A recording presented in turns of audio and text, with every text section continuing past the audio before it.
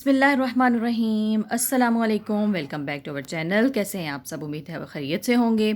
आज मैं बहुत ज़बरदस्त रेसिपी लेकर आई हूँ जो कि है ईद स्पेशल, और वो है देगी कौरमा, जो कि हम चिकन में बनाएंगे। और उसके लिए जो इंग्रेडिएंट्स हैं वो मैं आपको साथ साथ बताती जाऊँगी। मैंने इसके लिए ले लिया है चिकन, तकरीबन 1 किलो है। दही 1.5 कप, नमक है हस्बे ज़रूरत जितना आपको पसंद हो, सूखा धनिया डालेंगे, काली मिर्च, मैं आपको इनकी क्वांटिटी साथ साथ बताती जाऊंगी। इसके साथ बादियान का फूल है, जो मेन इंग्रेडिएंट्स हैं जिनकी वजह से एकदम अच्छा सा इसका टेस्ट आता है। काली मिर्च, लौंग और इलायची। लौंग जो है, लौंग और काली मिर्च 6 अदद, और इलायची हम डालेंगे 3। बादियान का 1 फूल। बादियान का फूल ज़रूरी नहीं है, अब चॉइस ऑप्शनल है।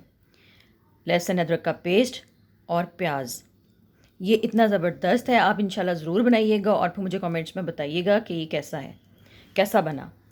जी, तो अब हम अपनी रेसिपी शुरू करते हैं। बिस्मिल्लाहिर्रहमानिर्रहीम। ऑयल ले लिया है मैंने 1/2 कप। आप ऑयल की जगह घी भी इस्तेमाल कर सकते हैं, लेकिन घी जो है वो ऑयल के हाफ़ क्वांटिटी आप यूज़ करेंगे। यानी अगर आप 1 कप ऑयल ले रहे हैं तो आप 1/2 कप घी इस्तेमाल करें, क्योंकि घी मेल्ट होकर ज़रा ज़्यादा क्वांटिटी हो जाती है। जी, तो ऑयल को मैं गरम करने के बाद उसमें मैंने इलायची डाल दी खोल कर, लौंग और काली मिर्च, और मैं साथ जो है वो बादियान का फूल डाल रही हूँ। अगर आपके पास बादियान का फूल नहीं है तो कोई बात नहीं, लेकिन ये ज़रूर घर में रखा करें, इससे बहुत अच्छा फ्लेवर आता है। जी, तो मैं इनको फ्राई किया ऑयल में, और मैं साथ ही इसमें चिकन ऐड कर रही हूँ। चिकन है 1 किलो, ये देखिए मैंने इसमें डाला है, और साथ ही मैं इसमें चम्मच हिलाऊंगी ताकि जो गोश्त है वो देगचे के पिंदे के साथ चिपक ना जाए। और इसको 2 से 3 मिनट फ्राई करने के बाद फिर इसको हम छोड़ देंगे ताकि अपने ही पानी में गलता रहे। और फिर हम इसमें बाकी चीज़ें ऐड करेंगे इसके गलने के बाद। तो जब तक गोश्त गल रहा है, फ्राई हो रहा है, इतने देर में हम प्याज फ्राई कर लेंगे, यानी ब्राउन कर लेंगे। जी, ये देखिए अब मैं इसको छोड़ दूँगी गोश्त को, और साथ में दूसरे चूल्हे पे प्याज ब्राउन कर लूँगी। आप प्याज ब्राउन करके फ्रीज़ भी कर सकते हैं ताकि जब आप बनाना चाहें तो आपका टाइम बच सके। ईद से पहले ब्राउन करके रख लीजिए। 2 से 3 हफ्ते जो है प्याज ख़राब नहीं होता। जी, तो ये देखिए मैं इसको तेज़ आंच पर ब्राउन कर रही हूँ। जैसे ही हल्का सा कलर का चेंज होने लगेगा तो मैं फ्लेम जो है आंच चूल्हे की बिल्कुल आहिस्ता कर दूँगी, वरना एकदम से जो है ये तेज़ आंच पे जलने का अंदेशा होता है। मैं इसको ब्राउन करने के बाद एक प्लेट में टिश्यू पे इसको फैला दूँगी। ये ठंडा हो जाएगा और इसको मैं ग्राइंडर में पीस लूँगी।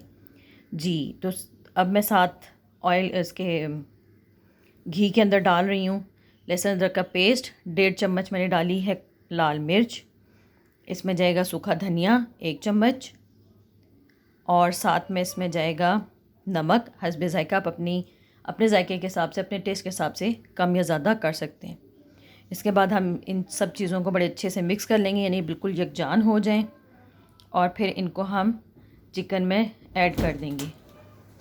चिकन जो है वो तकरीबन हाफ़ डन हो चुका हुआ है जब हम उसमें ये ऐड करेंगे, क्योंकि हम टमाटर ऐड नहीं करें तो हम ग्रेवी बनाने के लिए दही का इस्तेमाल कर रहे हैं। जी, तो मैंने इसमें अब ऐड कर दिया है दही, और इसको अच्छे से हम चम्मच चला लेंगे। इसको ढककर नहीं पकाएंगे, वरना जो बोटियां हैं वो टूट जाएंगी।